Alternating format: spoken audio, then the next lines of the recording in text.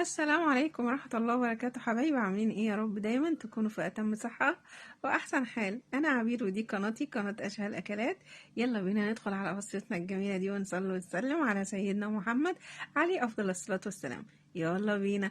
ده ايه يا عبير؟ ده عدس، اللي هو العدس ابو جبة. طبعا انا عملته الاول. تفضلوا الاول معايا شاي بحليب.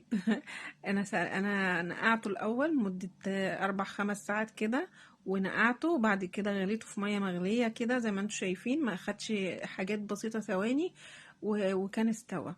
دي ايه يا عبير؟ دي حله فيها ميه مغليه اهيت برضو، وحطيت الملح بتاعها. ودي كام نوع صنف مكرونه، مكرونه خواتم، مكرونه اسباجيتي، ومكرونه من اللي هي الصغننه قوي دي. كله مع بعضه يا عبير. ايوه كله مع بعضه. وبصوا، ما حطيتش زيت ولا حطيت اي حاجه، اللي هي الميه والملح بس. وكله احلى مكرونه الكشري، جميله جدا. بصوا، كلها سوا واحد، رغم ان هي مش نوع واحد، بس والله كانت كلها سوا واحد. دي الحله اللي كنت عامله فيها المكرونه. هناخده معلقه سمنه بلدي كده حلوه، هتديها طعم حلو. احنا اللي هناكل المحشي. احنا اللي هناكل الكشري. محشي ايه يا عبير؟ انت عالك في المحشي؟ لا طبعا، انا بحب الكشري جدا. كده انا خدتها، كانت مبلوله طبعا، استنيت عليها لما نشفت. بس كانت حاميه قوي، فاستنيت لما هديت كده مع السمنه. وحطيت المكرونه بتاعتي، ونركن بقى المكرونه على جنب كده. خلاص خلصنا من المكرونه. ايوه خلاص خلصنا من المكرونه. هنعمل ايه بقى؟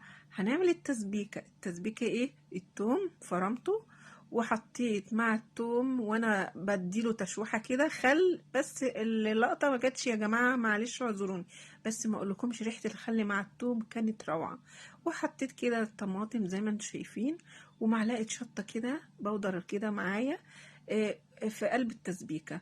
وتسيبيها كده واركنيها على جنب. دي ايه بقى يا عبير؟ الطاسه الصغننه الجميله دي، دي الشطه بتاعتنا بقى اللي احنا عاملين فيها الايه، الصوص الشطه. يا لهوي، ايه ده الجمال ده؟ ايه الجمال ده؟ ايه ده؟ انا بصوا بقيت عطس، والدنيا كلها باظت عندي من ريحه الشطه الجميله دي. الشطه دي بقى اللي هتديكي طعم ونكهه حلوه قوي للكشري. اكنك جايبيه من عندي توم وبصل، او من عند افخم محلات كشري يعني. بصوا، حاجة كده روعة. بصوا، انا صفيتها زي ما انتم شايفين كده معاكم، عشان ايه؟ ما يبقاش فيها حاجات كتير يعني وكده. كده انا جبت الطاسة بتاعتي وحطيت فيها زيت، وحطيت فيها البصل بتاع الشرايح دوت. وقلت ايه اعمله ايه على النار كده، حطيته على العين التانية، وقلت اعمل الشعرية معاكم. حطيتي فيها ملح ليه يا عبير؟ حطيت فيها ملح علشان تخليها لون واحد وتتحمر بسرعة. وبعد كده حطيت الرز، كنت غسلاه، وبعد كده قلبته تشويحة كده معاه. وقمت مزوداه المية بتاعته، وشوية فلفل كده مية مية. وده البصل معايا اهوت بعد ما خلص. وده عيش كان عندي. ما كانش عندي عيش سياحي، فقلت مش هعمل عيش يعني معاه كده مقرمش، لا طبعا عملت عيش من بتاع الافران العادي ده، الافران العادي ده، وكان جميل جدا اهو. بصوا، حطيت عليه ملح كده، وحطيت عليه شوية كمون. بصوا جميل جدا بجد، والله العظيم اكنكم بتاكلوا كشري من افخم محلات الكشري، بجد تحفة. إيه، جربوا الوصفة بتاعتي دي وادعوا لي، وبجد هتدعوا لي. بس ما تدعوش عليا عشان الايه، السوشي الشطة اللي انا عملته ده ما كانش ليه حل. ده ايه بقى؟ دي الدقة بتاعتنا، اللي هي توم وملح وكمون. هي روحها الكمون وبصي، هي روحها كل حاجة، الكمون والثوم والخل. أهم حاجة الخل ده اللي بيدي طعم للكشري جميل جدا.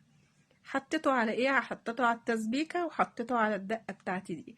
وشوفوا الطبق ده جميل جدا. وبقول لكم باي باي، ومع السلامة. باي باي.